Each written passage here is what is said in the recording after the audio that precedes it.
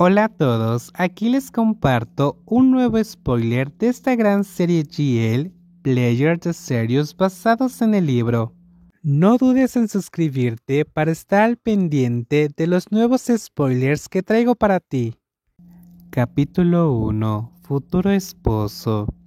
Cuando el vehículo que me llevaba a casa frenó contra el rail, la sección inferior emitió un sonido metálico agudo y prolongado.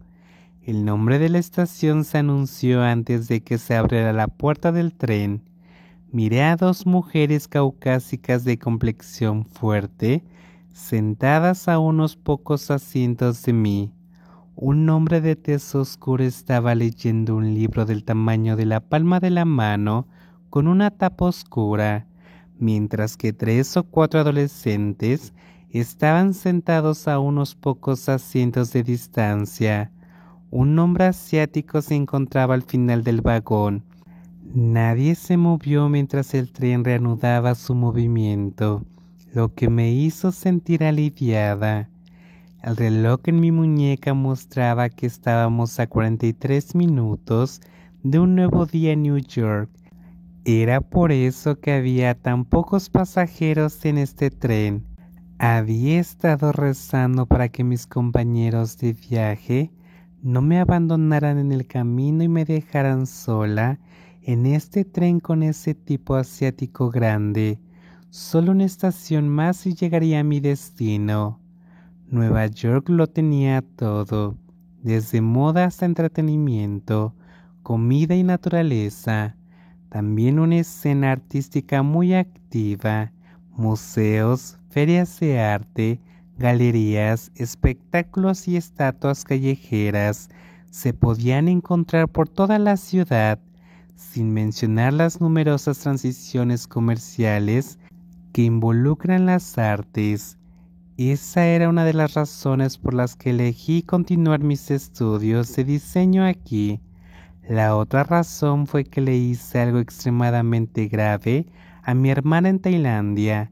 No había manera de resolver el problema y no podía soportar la agonía en sus ojos. Decidí huir a un nuevo entorno, uno lleno de las vistas y sonidos de una metrópolis bulliciosa. Sin embargo, en algunos aspectos, Nueva York se parecía a la capital de mi país natal.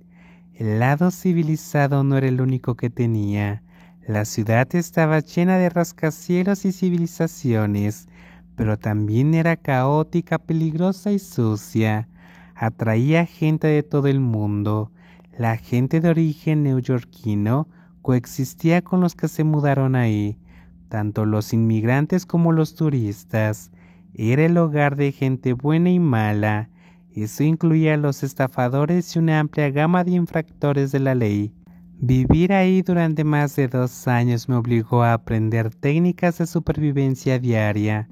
Además de obtener mi título de máster, tuve que aprender cuándo no ir a algún lugar o qué zonas debía evitar a toda costa, así como el tipo de personas de las que debía alejarme. En cuanto este pensamiento cruzó mi mente, mi mirada regresó de manera inconsciente al final del vagón. El chico asiático con el pelo rapado tenía tatuajes desde el final de sus mangas cortas hasta sus manos ásperas, y el dibujo artístico también iba desde su cuello hasta su nuez de Adán.